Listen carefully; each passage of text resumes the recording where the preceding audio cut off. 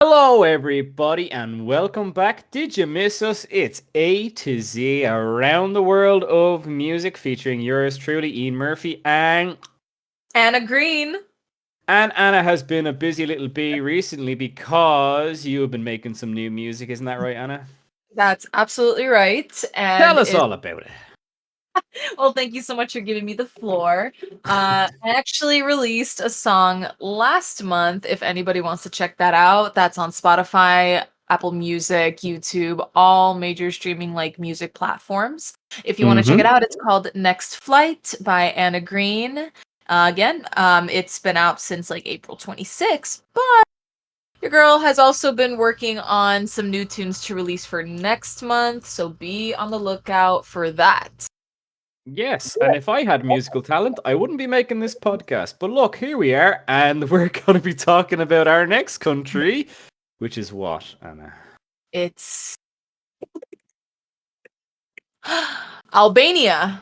It is indeed Albania, right in the heart of Southeast Europe, and we're going to be chatting to you guys all about Albanian music.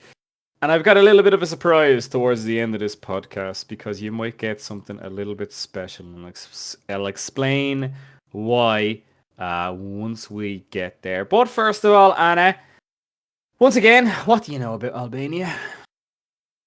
My best friend's Ida, she's actually from Albania. So, again, she hasn't spoken much to me about Albania, but however, she's cooked Albanian food for me. She actually What's that like? Oh my god, it's very, very hearty. A lot of it, involves a potato dough, or a lot of it does. As an Irishman, I approve.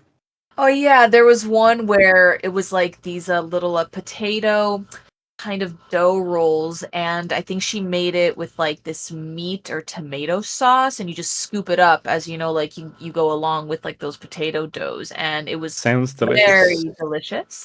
Yes, and she also every now and then I would hear some Albanian music over her series. Yeah, so not totally foreign to the sound, but all right, never went fully in depth. So, let's go fully in depth, shall we? Because there's nothing better to pair a bit of Albanian food with a bit of Albanian music. Yes. So we're here for it. Exactly. I'll take it away. Okay, right. Here we go. Let's talk about the history of Albanian music real quick. So strap yourselves in, folks. Let's get started.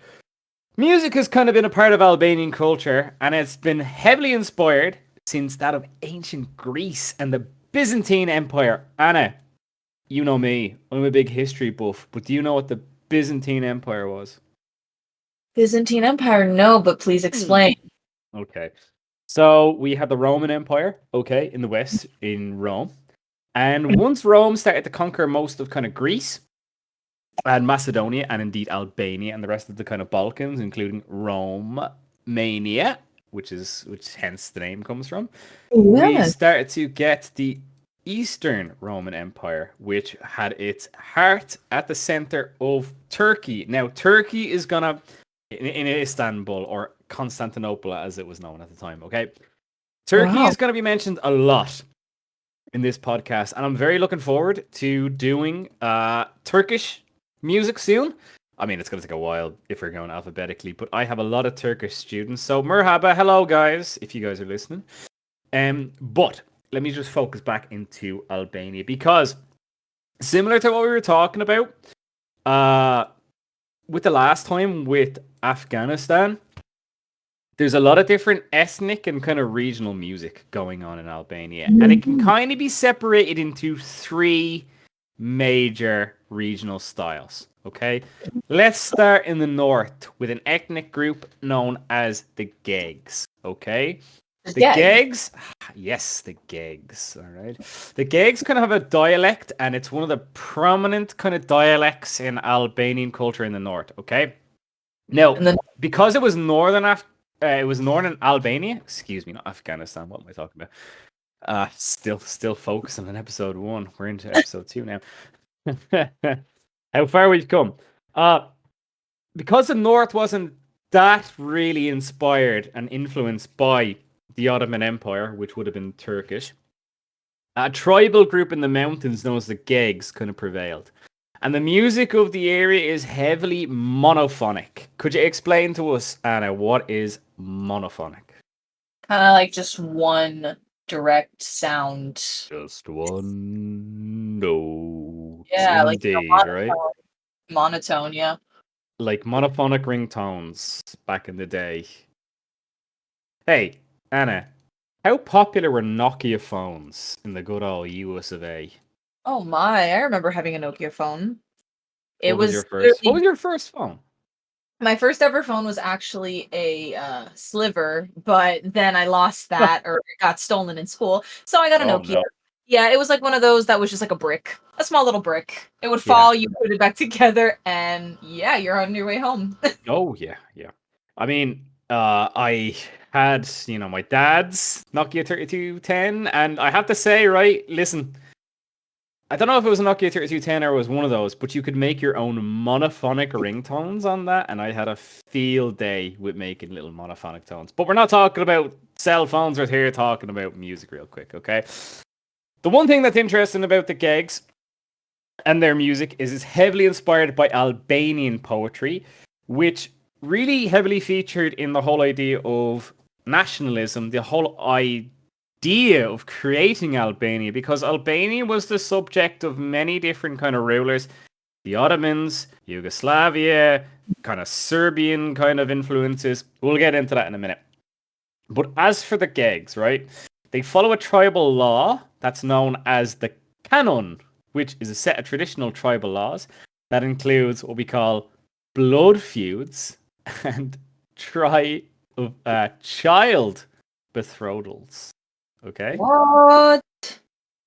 This still kind of goes on, but not so much. Basically, the whole idea is that, yeah, if you have a problem with someone, it's going to end in bloodshed. And, of course, child betrothals, I'm going to give my daughter to your son, and you're going to give your son to my daughter, that kind of law. Okay? One thing about the Gigs is they're traditionally shepherds. And shepherd music is a key feature in northern Albanian folk traditions, with melodies known as.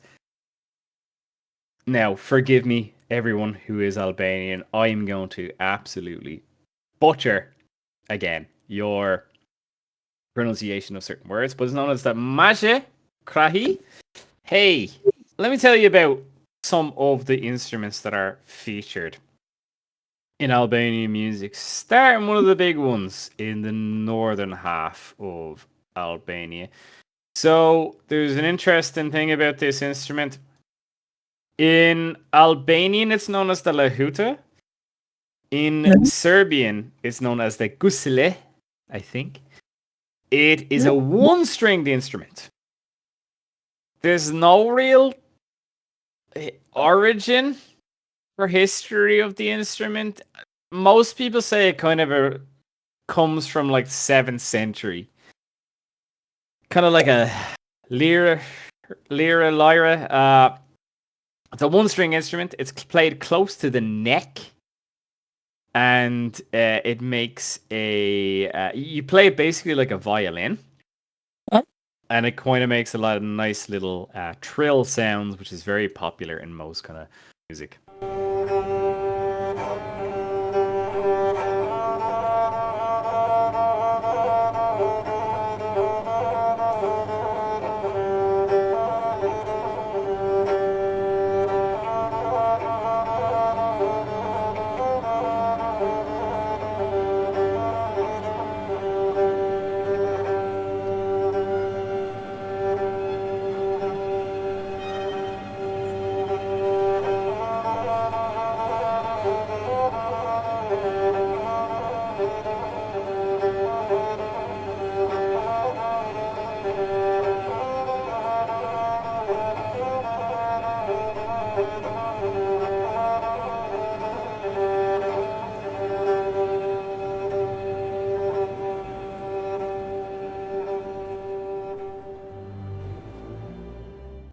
The songs of the Gegs, typically are kind of like epic poetry, mostly about their struggle, mostly about their resistance against the Ottoman Empire. Okay.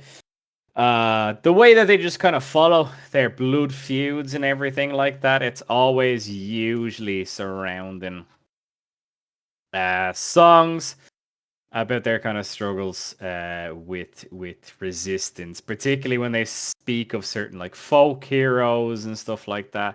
Lots of different national poets and priests and things like that, right? Some other type of music as well. Shepherds would often create their own wood instruments, just such as the zumare, which is a double clarinet. Okay. So Squidward would be very happy if he got his hand on this thing.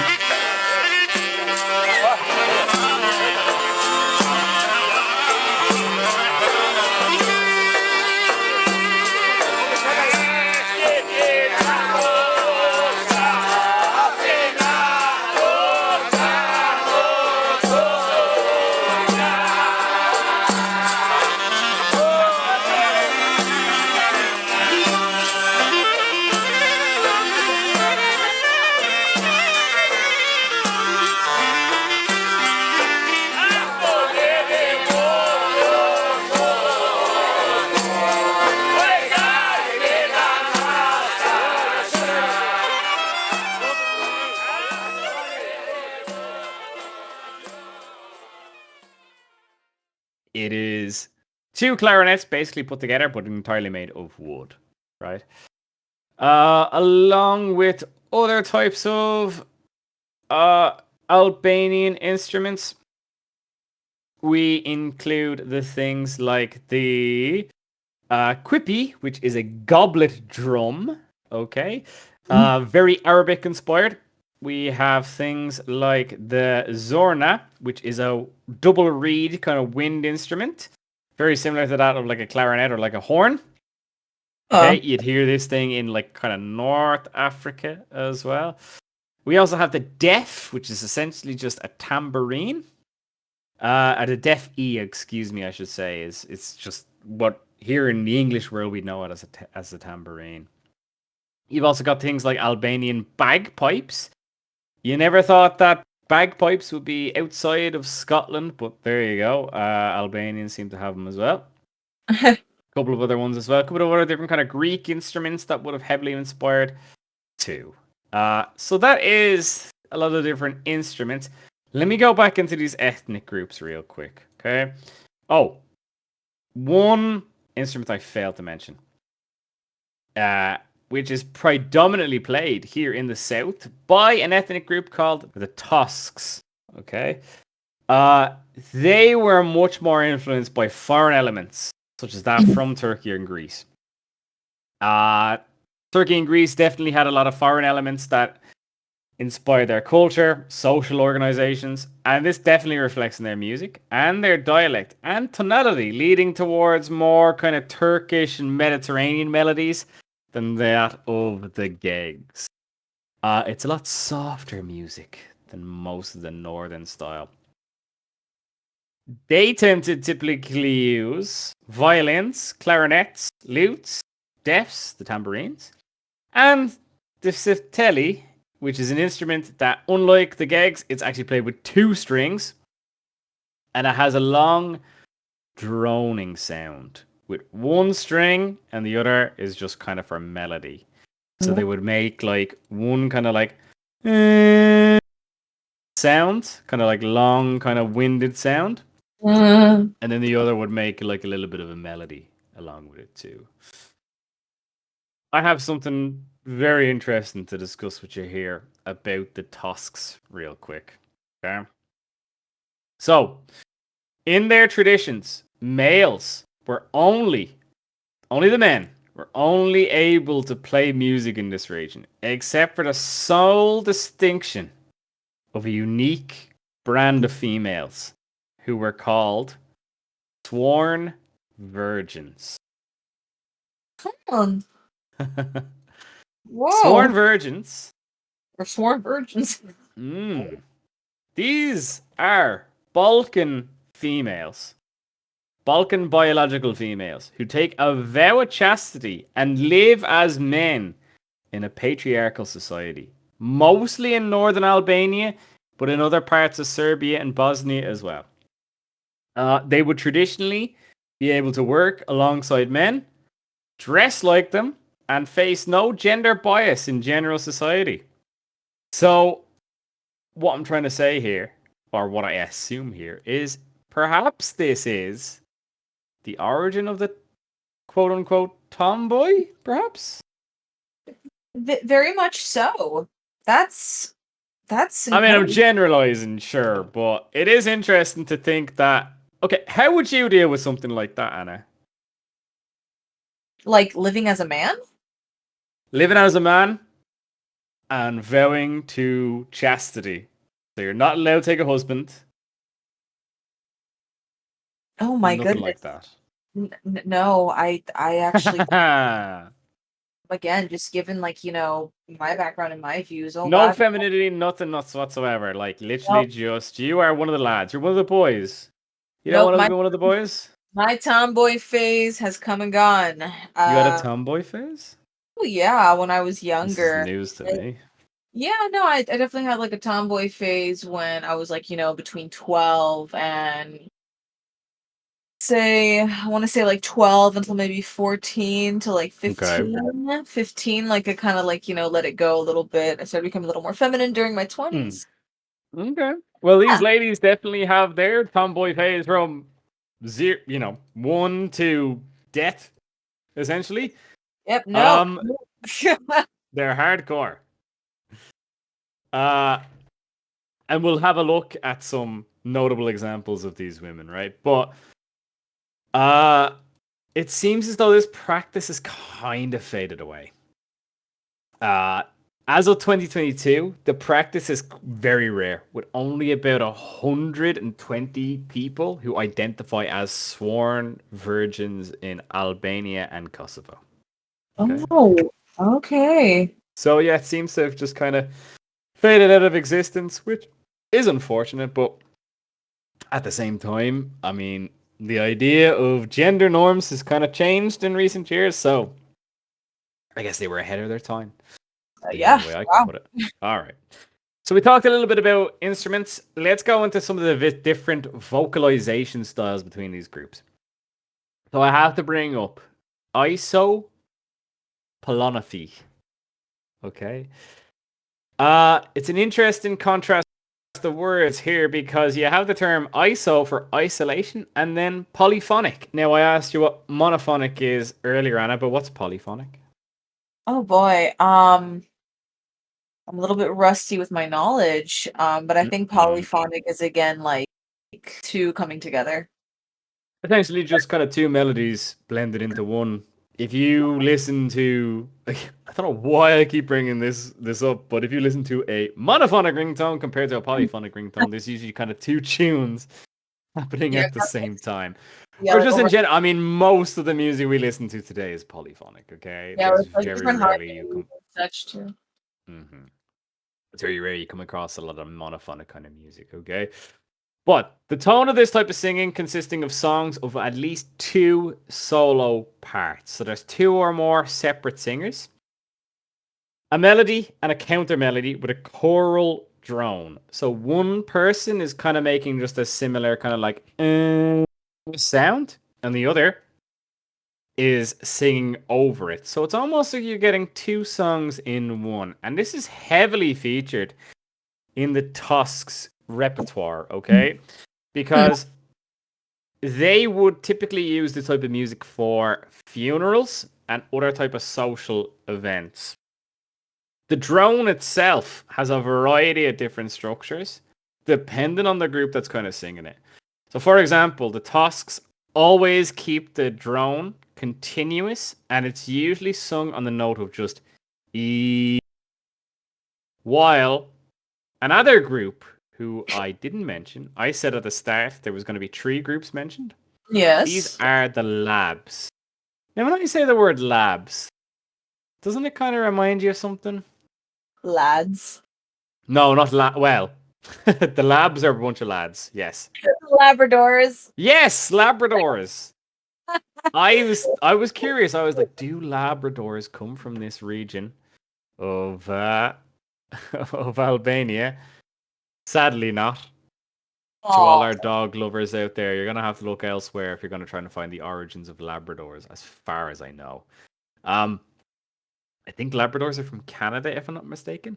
But it is a place in Albania known as Labiria. It's a southern region of Albania. But they instead tend to use the drone rhythmically, and it's kind of performed to the overall kind of text of the song. Okay? If anybody's curious about this, you can check out a video that's done by UNESCO. And UNESCO is kind of like a cultural archive of music all around the world and just overall kind of cultural different, ancient civilizations and stuff. I highly recommend checking that out if that's your speed. Um its origins are kind of dated back towards the Byzantine Empire, but nobody's really sure. The only kind of key difference with this type of music, this type of ISO polyphony, is that Byzantines would have written this stuff down. And again, we're going back to that oral tradition. This would have just been passed down. All these kind of poems, all these kind of songs would have just been passed down from mother to father to granddaughter, grandmother, grandson, etc. It just follows down the line.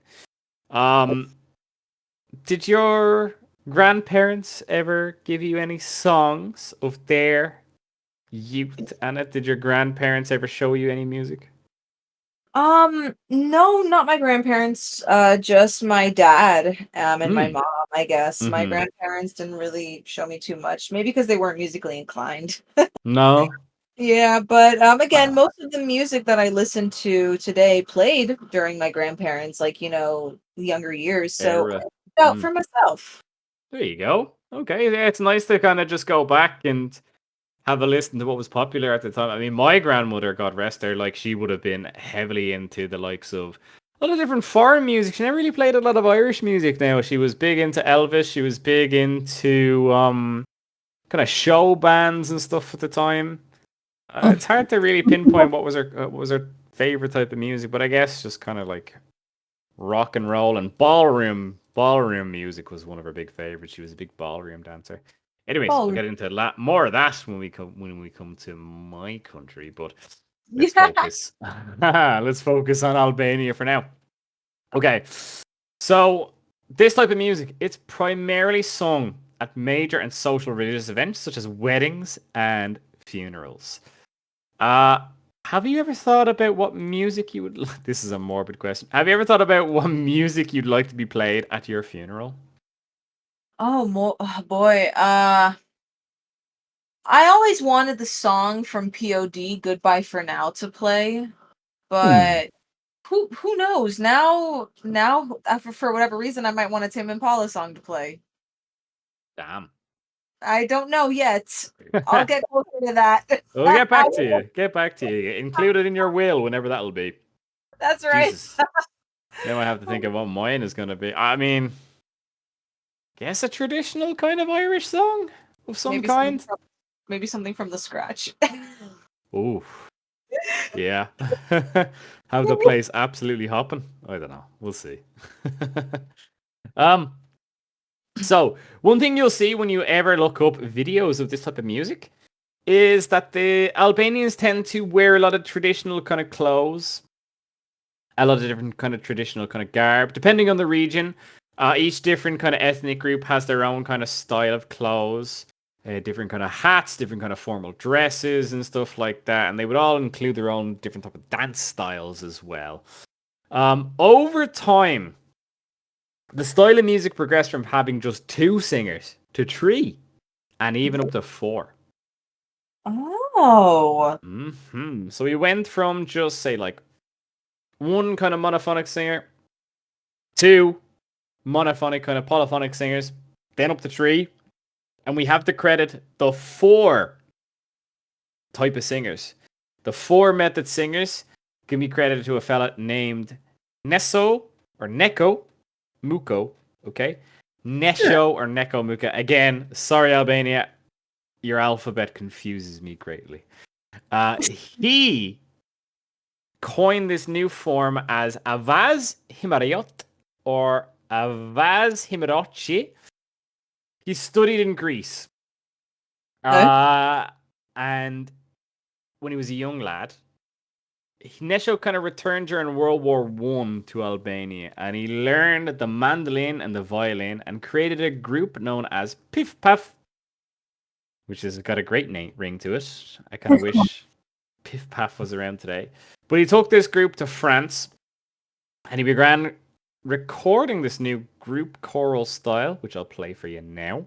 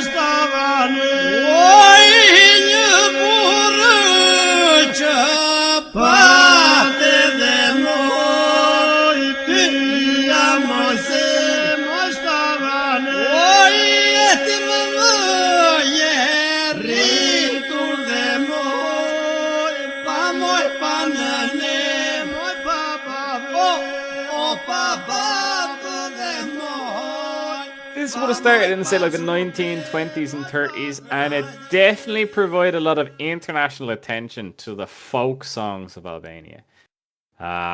Sadly, this pioneer of Albanian music passed away at the age of 35 in 1934 due to tuberculosis. Crazy to think of just how short life expectancy was back then, huh? Extremely. Whoa. Yeah.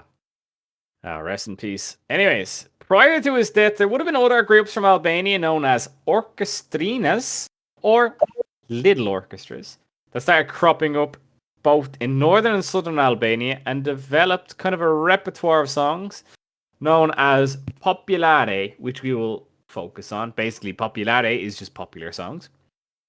And from popolare, we got a big genre known as urban songs. Okay. Now, if you're from the West and you're an old conservative man, you would think urban songs of like hip hop and stuff like that. Not true. This is all about similar kind of isopolyphony songs, but urban songs would have been heavily inspired by Romani, kind of gypsy music. Okay.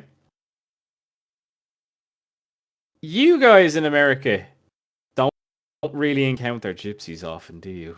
If at No. all. No, not really. I mean, I've encountered like fake monks, or when I lived in Boston, they put out signs like beware of these fake monks. Fake monks? Yeah, fake monks that would like walk around and hand people beads or something. Really? There were signs up in Boston saying, "Don't trust these. These are not real monks." Huh. Okay. Gypsies, it's a fascinating culture.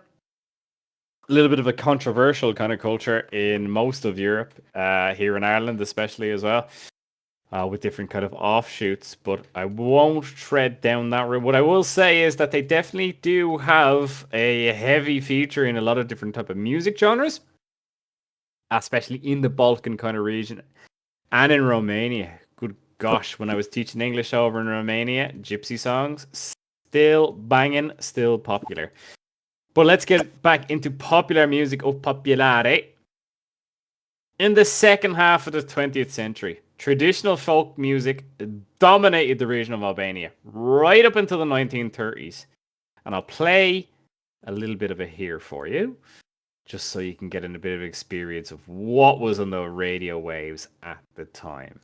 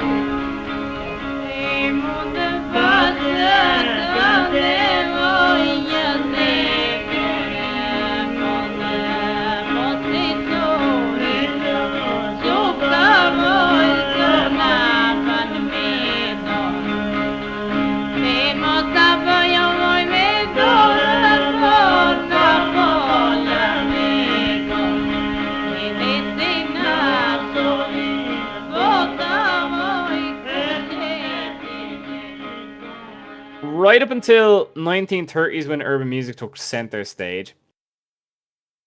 Now, here's a big long word for us, Anna, and maybe I would like to be considered one of these. It's an ethnomusicologist or Whoa. ethnomusicologist. What do you reckon they do? They research different like ethnic music.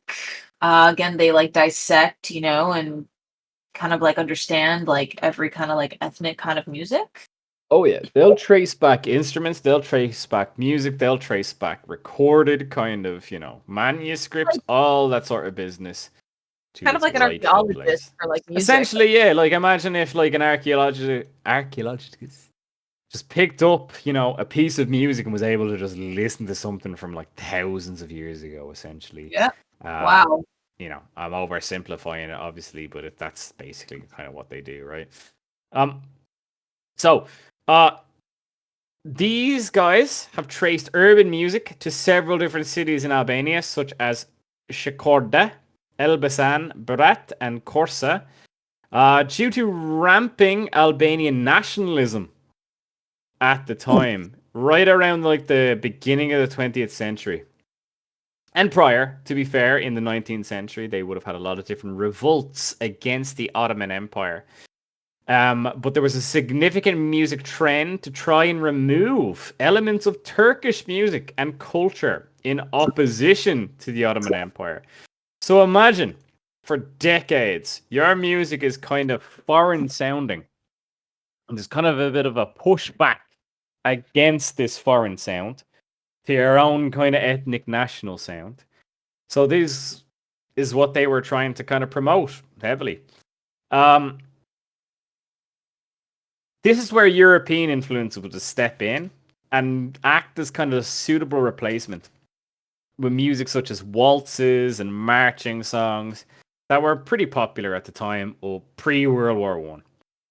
A combination of this urban music and these styles would be divided into two styles. One, promoting national identity, So a lot of kind of patriotic songs, and the other simply being lyrical and vocal styles of lullabies and love songs.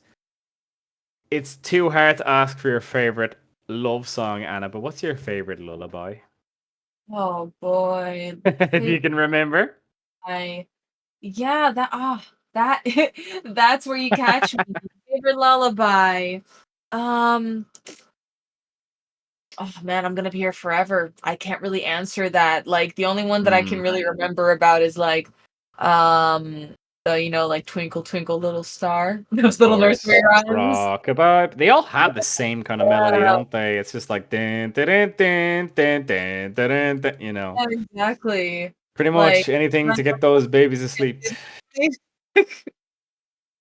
I wonder, do parents even sing lullabies to their kids nowadays, or do they just put on like YouTube Kids and just let that handle it? You know? Oh no, I'm singing like I'm doing what How I Met Your Mother's mother did. Oh yeah. Yeah, Tracy would like sing her kids to sleep with the ukulele while singing La Vie en Rose. Oh, that's Yeah, it cute. was a very beautiful scene, and I got that idea, and it's like, yes, my children are gonna fall asleep with me playing ukulele. I mean, it's a lot better than what I had in mind. I'd play like just like metal music or something. Yeah, I don't know. Just get him accustomed young. You know, this is what yes, your yes. dad's gonna listen to when you're in the car. This is the tunes you're gonna grow up to listen to. So, On repeat. what? Hey, exactly. Yeah. Okay. Right. By 1930, urban song art became incorporated into classical music. A key figure of this transition was a woman by the name of Marie Kraja, who, as it happens to be a relative of Mother Teresa. Have you ever heard of Mother Teresa before, Anna? Oh, really? Yeah. You ever heard of her before? So again, heard the name a little bit here and there, but Mm. yeah, I can't really explain too much on that. She would have been like a kind of humanitarian figure, especially in India, in the likes of like Calcutta, basically just addressing kind of poverty. I believe she was canonized, basically made a saint, like posthumously. She would have been the most modern day kind of saint. She did a lot of kind of humanitarian work, anyways. But I forgot that she was actually from Albania. That's mad. Um, Wow, okay, wow, that's there you wow. go. Anyway, she happens to be somehow related to her. I don't know if she's like a cousin of hers or something like that. But Kraja's singing style was actually really German inspired. She was actually born in Austria to Albanian parents, Oh, and this definitely could have inspired her in her terms of delivery. Like most kind of sopranos in the classical kind of music style, they would have sung in the likes of German, particularly in the likes of opera. She would take the melody of isophony, urban music, to enhance her lyricism. And if you take a listen to this, you can definitely hear it. You can kind of hear the thrills in her voice. She kind of manipulates her voice to sound a lot more kind of Balkan. She would take the melody of isophony and she would enhance her lyricism. She'd definitely take the styles of the Albanian traditional folk music and incorporate it into her opera with a lot of different trill styles. You can definitely hear her voice becoming a lot more shakier than the likes of traditional opera singers and sopranos. Okay, so soprano. take a listen to this. Oh yeah, I love the Sopranos. You know I love the Sopranos. But hey, take a listen to this.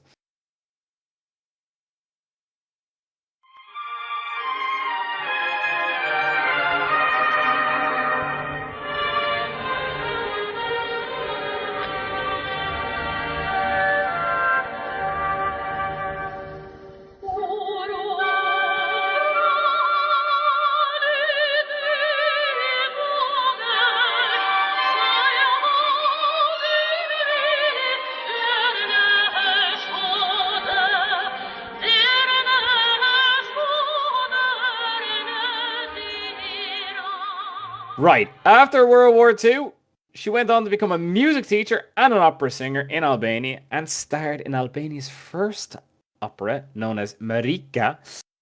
She is actually considered a cultural icon and was awarded the People's Artist of Albania, one of the highest recognized titles. You can still find her face on postage stamps today. Do you think that's something you'd like to achieve, Anna? Would you like your face on a stamp? Oh hell, I mean, that is a hell of an honor, you know, like your face will be on a lot of paper. Exactly. Yeah. I don't know, like I'd feel a bit self-conscious. I hope they just take a good picture of my face if I was on a stamp. Actually, no, you know what? Never mind that. I'd rather have it be really stupid, you know. Have me like really hungover or something, like not even disinterested on a stamp, being sent all over the world. Okay. Let's get into everybody's favorite topic. Last time I said, knock knock, who's there, Anna, when we were Oh, talking about Afghanistan. I'm going to okay. do the same thing now and transition into the complete opposite. Knock knock. Who's there?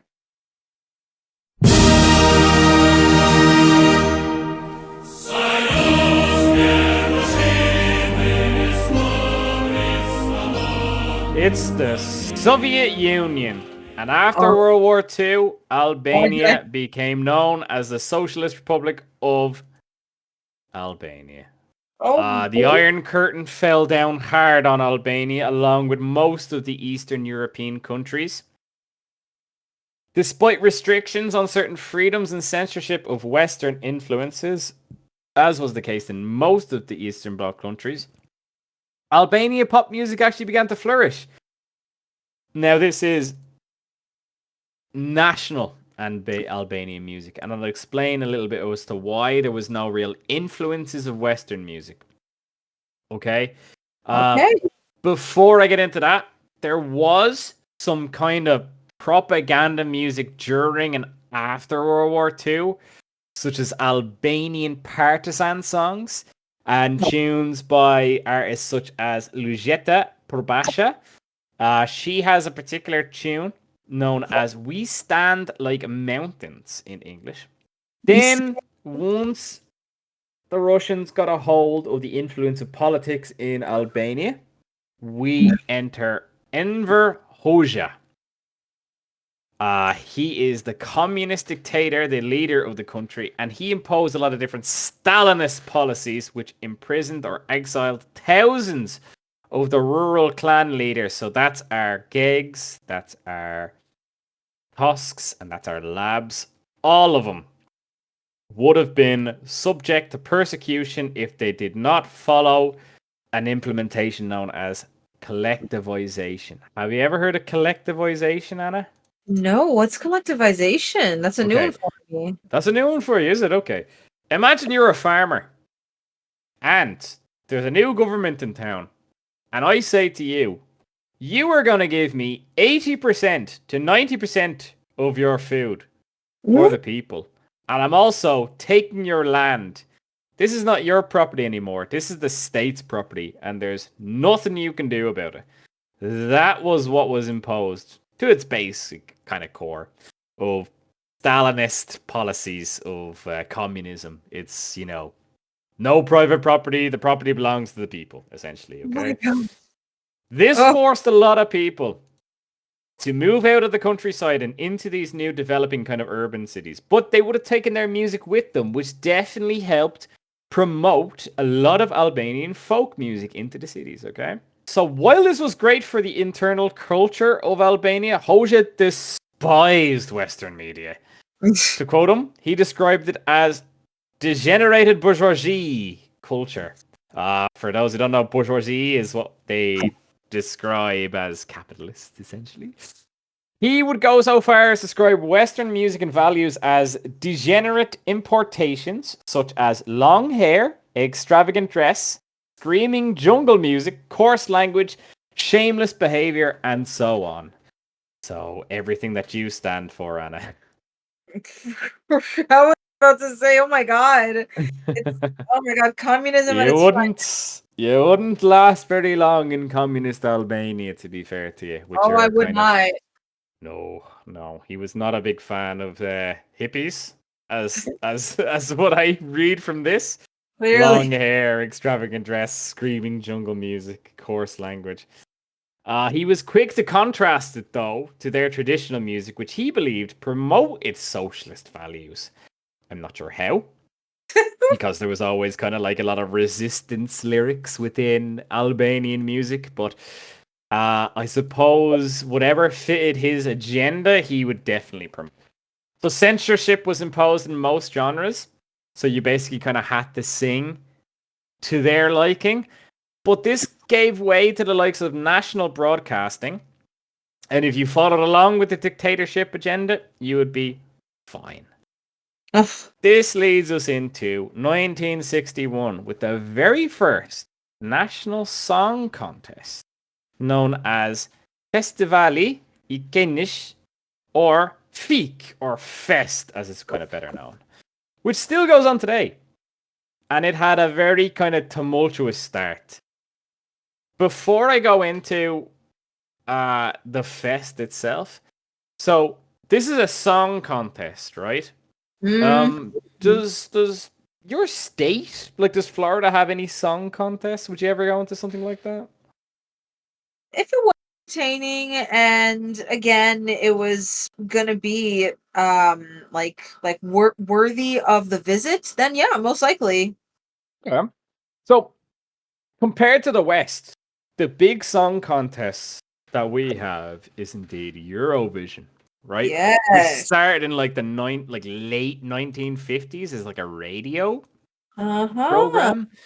But in 1961, they would have done a similar kind of thing, and it was obviously just mainly kind of promotions of Albanian kind of music. Okay, Okay. I'm gonna skip forward into the later years of the 70s, your favorite decade, Yeah. because Hoxha declared the 1972 edition of the contest was being organized by enemies of the public.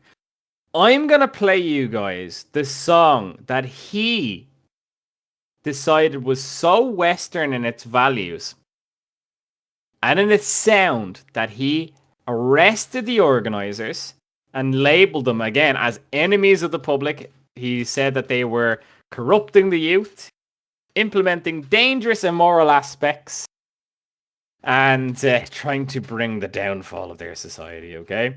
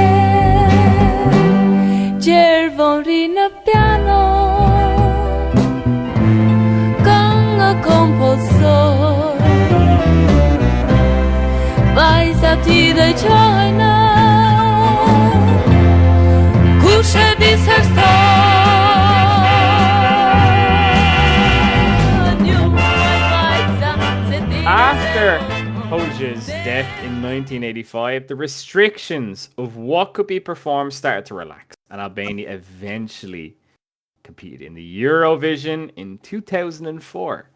And as a result of their performance, it actually brought a lot of international attention to the Feek Fest from Eurovision fans. So it's still going on today. So if you're big into the Eurovision, guys, if you kind of like what the sound that Albania is producing, check out Feek Festivali Occasionis. It's still going on today. One of the big artists at the time from that Soviet era, and who was one of the very first winners of the competition, was a woman by the name of Vasis Zela. Anna, when did you first start singing?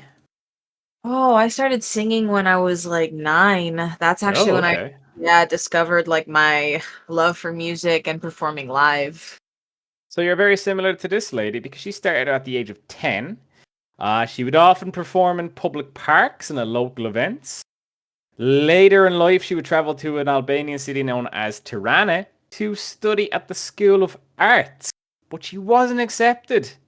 Would you believe? She's then started singing in the Albanian Army's ensemble, singing patriotic melodies. So that type of music of World War II, kind of partisan songs.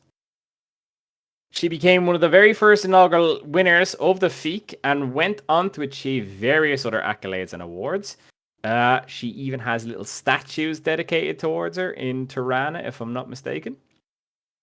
But yeah, she started as a little child and went on to teach music and kind of inspire dozens. So something to aspire to, Anna, huh? No, wow, sounds amazing. Let's move into the 90s, a decade me and you are very familiar with. Thanks to the dictatorship's isolationism policies, Western influences music such as synthesizers during the 80s and beyond never truly made it into Albania. Imagine that. A decade in Albania not listening to anything that touches a synth. Can't No, even fathom it. no synth pop, no synth No synth wave. pop, no new wave, no nothing. Uh, No video kill the radio star. No and uh no flock of seagulls. Nothing like that. No crack. oh, What a no shame. background I know. thing. But one thing that did pop up was a genre known as Talava. Okay. And this is what we would consider Albanian and Kosovan pop music. It started to become much more popular. So this is just a kind of evolution of Albanian folk music, definitely getting a little bit more Western inspired as restrictions started to relax. It kind of also led the way for other Southeastern European genres such as Chagla, which comes from Bulgaria, and Turbo Folk, which is a amazing genre name. For real. It I just love that. sounds like the Transformers made Smack like in a the face. traditional, yeah, like a traditional music band. Greek pop music started to welcome its way into Albanian radio waves too. Okay, well. In the late 90s and 2000s, modern music genres began to develop with the likes of Albanian rock and hip hop becoming staples of regular listening, genres in the country too. I think a big thanks to this is because of a lot of the Albanian diaspora living abroad, including your friend. What was her name again? My friend, Ida? Yeah, Ida. So, does Ida know any Albanian hip hop or rock? I'm pretty sure she does. Yeah, again, there was a day that we were listening to more like modern Albanian music at her house. Couldn't understand anything, but yeah, she definitely did show me some hip hop. So yeah, Awesome. I am like exposed to it. Good. So, I'd say a lot of, like Albanians living in other countries would have definitely helped promote this type of music. Mhm. And currently, electronic dance music is huge in Albania with a lot of different DJs collaborating with Italian and Romanian artists to promote a lot of music festivals on a yearly basis, such as Turtle Fest and Soundwave Albania. Sound like Albania. Okay, I like the sound Mhm. of that. Okay. So remember at the start of the episode, Anna, I said I had a little bit of a surprise for you. All right, what's the surprise? Ladies and gentlemen, I'm going to give you two for the price of one. Because when we're talking about Albania, I would be remiss in my duties if I fail to mention the influence of Kosovo. Anna, do you know what the situation of Kosovo is? Or What what is it is or where it is? no? What is the situation of Okay. Kosovo? Oh, Kosovo is a country that's only partially recognized as a country. It's not fully internationally recognized. It's a oh, part of Albania that has been highly contested between Serbia and prior to Serbia, Yugoslavia. Yugoslavia would have owned Kosovo, and it led to a lot of different internal conflicts. There was a Kosovan war in the 80s and 90s. Uh, it's been an area of kind of high tension and warfare for a long time. my. There's many different reasons why a lot of people don't recognize Kosovo. Certain countries do. The United States does. A lot of other different countries in the UN definitely recognize it. But if you were to look up the country of Kosovo on the list of different countries, it actually doesn't appear, which is unfortunate. However, we cannot forget about Kosovo because it has a big impact in a lot of different pop music that you're going to listen to that is being played right now on the radio, actually, believe it or not. And I'll mention a couple of artists in a second, okay? Hey. The thing about Kosovo, it hosts about 92% of Albanian speaking population, with the Whoa. remaining 8% being Serbian and formerly Yugoslavian, okay? As a result, the music has been inspired by both ethnic groups in the country. And let me talk to you guys about the Kosovo Albanian legacy. Did you guys know that pop stars such as Dua Lipa and Rita Ora hail from Kosovo? Really? Mm-hmm. Did you know that Dua Lipa, excuse me, Dua Lipa. I'm saying that as though like she's like a language learning app. Have you been on Dua Lipa? I've been learning Albanian off of that yoke. She's from Albania. Yeah, she's from Kosovo. Did you know that? Oh, I didn't know that it was like again, like I mean I did like read that she was Albanian before, Hmm. but wow, from that specific region. Mm-hmm. Wow.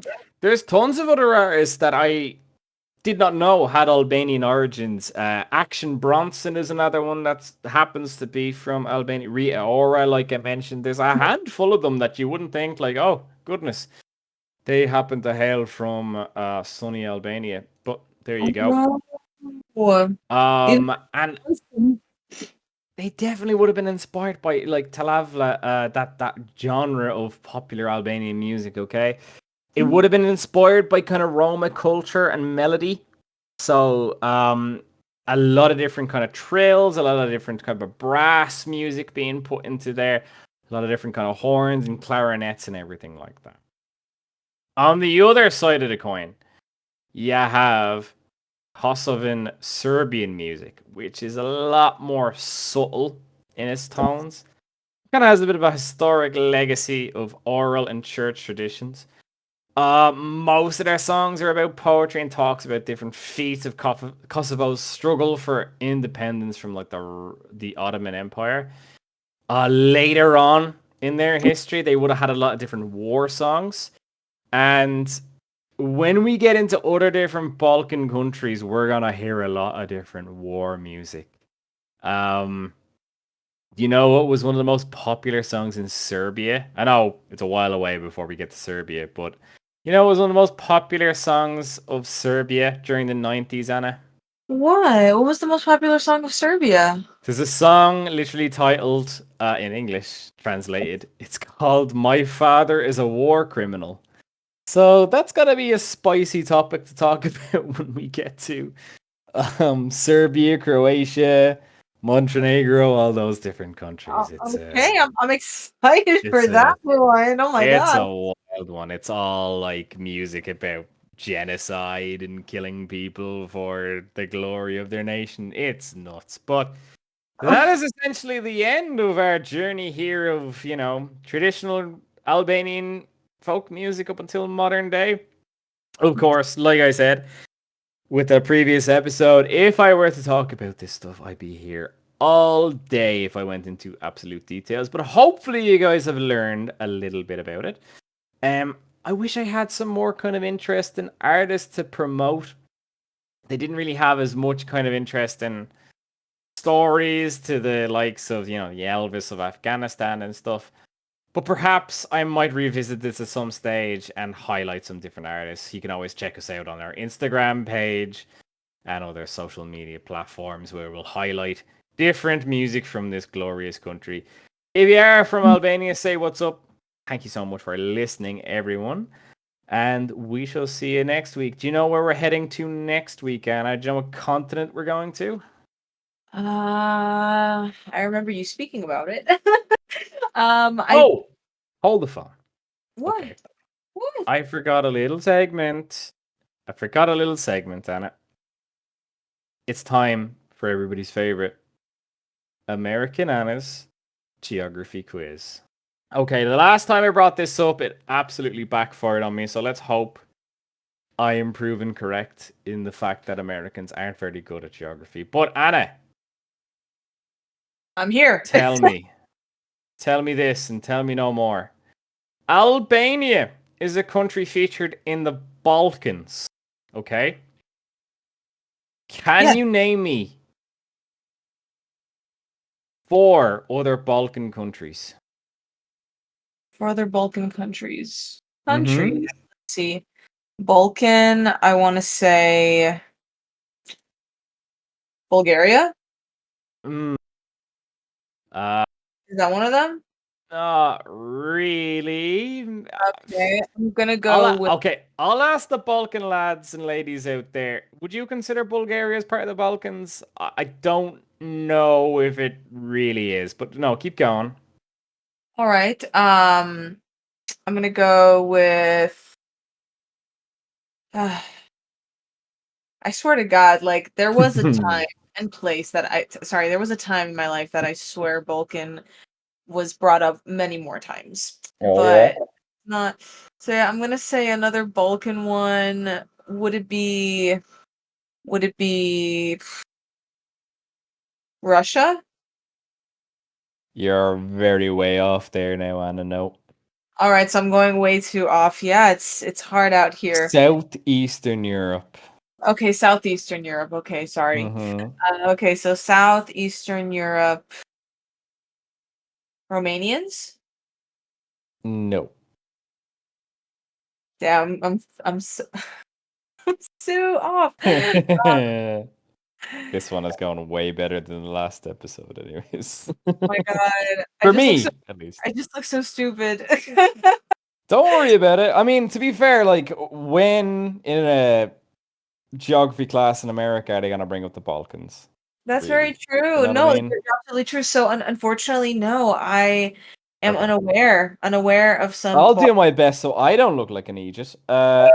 You've got former Yugoslavian countries. So Croatia, Albania, of course.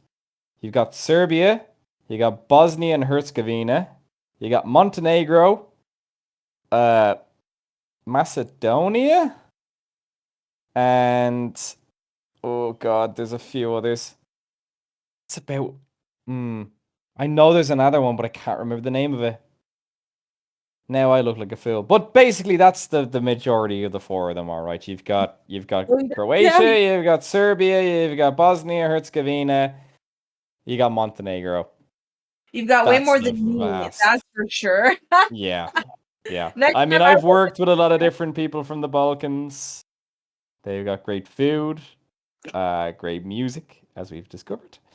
And a great bunch of culture, great bunch of lads. And you have been a great bunch of lads and ladies listening to us today ramble on about Albanian music. So for the next time, we're going to take a look at a different country. And so far, we have gone to Asia, we have gone to Europe, at least Southern Europe. We're going to jump across the pond into Africa. You'll find out what country we're going to talk about next and their music on the next episode of A to Z Around the World of Music. Thank you so much for listening. Anna, say goodbye to the lovely audience. Goodbye, lovely audience. We will see you in the next one, and I will know the answers to the next segment. I'd like to see you try. All right, take care, everybody. Thank you so much for listening.